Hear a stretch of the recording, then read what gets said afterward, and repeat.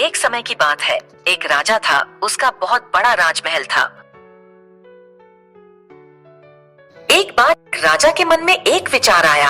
अगर वह हमेशा हर काम को शुरू करने के लिए सही समय जानता हो, अगर वह जानता हो कि किन लोगों की बात सुननी चाहिए और किन लोगों की बात नहीं सुननी चाहिए, तो वह जो भी काम करेगा उसमें कभी असफल नहीं होगा। और सबसे बढ़कर, अगर वह हमेशा जानता हो कि सबसे जरूरी काम क्या है। चूंकि उसे यकीन था कि ऐसा सोचना सही था, इसलिए उसने अपने राज्य में एक घोषणा करवाई। वह उस व्यक्ति को बहुत बड़ा इनाम देगा जो उसे सिखाएगा कि हर काम के लिए सही समय क्या है, सबसे जरूरी लोग कौन है और उसे सबसे जरूरी काम कैसे पता चलेगा। कई विद्वान लोग दरबार में आए, लेकिन सभी ने अलग अलग जवाब दिए। पहले सवाल के जवाब में कुछ ने कहा कि हर काम के लिए सही समय जानने के लिए व्यक्ति को पहले से ही दिनों, महीनों और सालों की एक तालिका बना लेनी चाहिए और उसके अनुसार ही जीना चाहिए। दूसरों ने घोषणा की कि हर काम के लिए सही समय पहले से तय करना असंभव है, लेकिन खुद को बेकार के कामों में न उलझने देते हुए व्यक्ति को हमेशा जो कुछ भी हो रहा है उस पर ध्यान देना चाहिए और फिर वही करना चाहिए जो सबसे जरूरी है। फिर भी कुछ लोगों ने कहा कि एक व्यक्ति के लिए हर काम के लिए सही समय तय करना असंभव है और इसके बजाय राजा को बुद्धिमान लोगों की एक परिषद बनानी चाहिए जो उसे हर काम के लिए सही समय तय करने में मदद करे। दूसरे सवाल के जवाब भी उतने ही अलग अलग थे। कुछ लोगों ने कहा कि राजा को सबसे ज्यादा जरूरत उसके सलाहकारों की है, कुछ ने पुजारियों की, कुछ ने डॉक्टरों की, जबकि कुछ ने कहा कि योद्धा सबसे ज्यादा जरूरी है। उसने एक साधु के पास जाने का फैसला किया जो अपनी बुद्धिमत्ता के लिए व्यापक रूप से प्रसिद्ध था। साधु एक जंगल में एक छोटी सी झोपड़ी में रहता था जिसे वह कभी नहीं छोड़ता था। वह केवल आम लोगों से ही बात करता था। इसलिए राजा ने सादे कपड़े पहने और साधु की कोठरी के पास गया और अपने अंगरक्षक को पीछे छोड़ दिया। अपने घोड़े से उतरकर जीवित रहा। लोगों की सबसे ज्यादा जरूरत है, उनके साथ सही काम करना चाहिए और इसलिए मुझे किस पर सबसे ज्यादा ध्यान देना चाहिए और कौन से मामले सबसे महत्वपूर्ण हैं और मुझे सबसे पहले किस पर ध्यान देने की जरूरत है। साधु ने राजा की बात सुनी लेकिन कुछ नहीं कहा। उसने बस अपने हाथ पर छूका और खुदाई फिर से शुरू कर दी। राजा कुछ देर तक चुपचाप देखता रहा। फिर साधु पर तरस खाते हुए उसने कहा, तुम थक गए हो, चलो मैं कुदाल लेकर तुम्हारे लिए करता हूँ। साधु ने चुपचाप कुदाल थमा दी और जमीन पर बैठ गया। जब उसने 2 क्यारियों खोद ली तो राजा रुक गया और अपने सवाल दोहराए। साधु ने फिर कोई जवाब नहीं दिया, बल्कि उठकर कुदाल के लिए हाथ बढ़ाया और कहा, जब थोड़ा आराम करो और मुझे थोड़ा काम करने दो। लेकिन राजा ने उसे कुदाल नहीं दी और खुदाई जारी रखी। 1 घंटा बीता और दूसरा। सूरज पेड़ों के पीछे डूबने लगा और राजा ने आखिरकार कुदाल जमीन में गाड़ दी और कहा, मैं अपने सवालों के जवाब के लिए तुम्हारे पास आया हूँ, बुद्धिमान।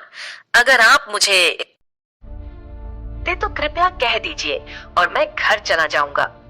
यहाँ कोई दौड़ता हुआ आ रहा है। साधु ने कहा, आइए देखें कि वह कौन है। राजा ने पलटकर देखा तो एक दाढ़ी वाला आदमी जंगल से भागता हुआ जा रहा था। उस आदमी ने उसके हाथ पकड़ लिए। उसके पेट में एक बड़ा घाव था। राजा ने उसके पेट पर दबाव पड़ा और खून बह रहा था।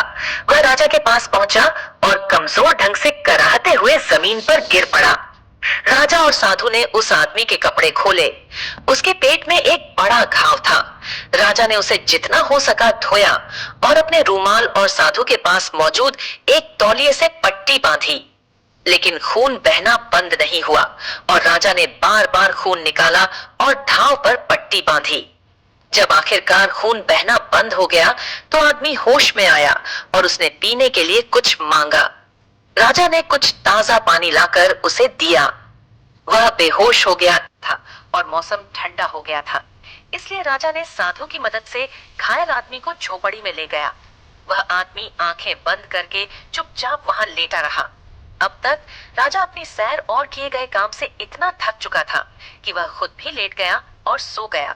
जब वह सुबह उठा तो उसे यह याद करने में कुछ समय लगा कि वह कहाँ था और उसके बगल में लेटा हुआ और उसे गौर से देखने वाला अजीब दाढ़ी वाला आदमी कौन था। मुझे माफ कर दो, दाढ़ी वाले आदमी ने कमजोर आवाज। जब उसने देखा कि राजा जाग रहा था और उसे देख रहा था। मैं तुम्हें नहीं जानता और मेरे पास तुम्हें माफ करने के लिए कुछ भी नहीं है, राजा ने कहा। उसने कहा, ये नहीं जानते, लेकिन मैं तुम्हें जानता हूँ। मैं तुम्हारा वह शत्रु हूँ जिसने तुमसे बदला लेने की कसम खाई थी, क्योंकि तुमने उसके भाई को मार डाला था और उसकी संपत्ति हड़प ली थी। मुझे पता था कि तुम अकेले ही साधु से मिलने गए थे और मैंने वापस आते समय तुम्हें मार डालने का निश्चय किया, लेकिन दिन बीत गया और तुम वापस नहीं लौटे। इसलिए मैं तुम्हें खोजने के लिए अपने घाट से बाहर आया। तुम्हारे अंगरक्षकों ने मुझे पहचान लिया और मुझे घायल कर दिया। मैं उनसे बच निकला, लेकिन अगर तुमने मेरे घाव पर पट्टी नहीं बांधी होती तो मैं खून से लथपथ होकर मर जाता। मैं तुम्हें मारना चाहता था, लेकिन तुमने मेरी जान बचाई है। अब अगर मैं जीवित रहा और अगर तुम चाहो तो मैं जीवन भर तुम्हारी सेवा करूंगा। वह राजा को बहुत खुशी हुई कि उसने इतनी आसानी से दुश्मन से शांति स्थापित कर ली और उसे अपना मित्र बना लिया। उसने न केवल उसे माफ कर दिया, बल्कि कहा कि वह अपने आदमियों और अपने चिकित्सक को उसके पास भेजेगा। तब राजा ने उससे विदा ली और साधु की तलाश में झोपड़ी से बाहर निकल गया। जाने से पहले वह एक बार फिर पूछा। साधु बाहर घुटनों के बल पर उन क्यारियों में बीज बो रहा था जो एक दिन पहले खोदी गई थी। राजा उसके पास गया और बोला, आखिरी बार मैं तुमसे प्रार्थना करता हूँ कि तुम मेरे सवालों का जवाब दो। बुद्धिमान आदमी, तुम्हारे सवालों का जवाब पहले ही मिल चुका है। साधु ने कहा। अभी भी अपनी पतली टांगों पर झुका हुआ और राजा की ओर देख रहा था जो उसके सामने खड़ा था। तुम्हारा क्या मतलब है? राजा ने पूछा। क्या तुम नहीं देखते? साधु ने उत्तर दिया। अगर तुमने मेरी कमजोरी पर दया नहीं की होती और मेरे लिए ये के होते तो तुम वापस चले जाते और उस आदमी द्वारा मारे जाते। इसलिए सबसे महत्वपूर्ण समय वह था जब तुम क्यारियों खोद रहे थे और तुम सबसे महत्वपूर्ण आदमी थे और मेरा भला करना तुम्हारा सबसे महत्वपूर्ण काम था। उसके बाद सबसे महत्वपूर्ण समय वह था जब तुम उस आदमी की देखभाल कर रहे थे,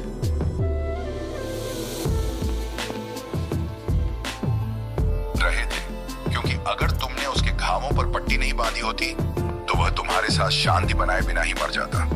इसलिए वह सबसे महत्वपूर्ण आदमी था और तुमने उसके लिए जो किया वह तुम्हारा सबसे महत्वपूर्ण काम था। याद रखें, सिर्फ एक ही समय महत्वपूर्ण है। अभी ये सबसे महत्वपूर्ण समय है क्योंकि यही एकमात्र समय है जब हमारे पास कोई शक्ति होती है। सबसे जरूरी व्यक्ति वह है जिसके साथ आप हैं, क्योंकि आप नहीं जानते कि आपका कभी किसी और के साथ लेन देन होगा या नहीं। और सबसे महत्वपूर्ण बात यह है कि कभी किसी और के साथ लेन देन होगा या नहीं। और सबसे महत्वपूर्ण बात यह है कि इस व्यक्ति का भला करें, क्योंकि सिर्फ इसी उद्देश्य से आपको इस जीवन में भेजा गया है। Leo Tolstoy.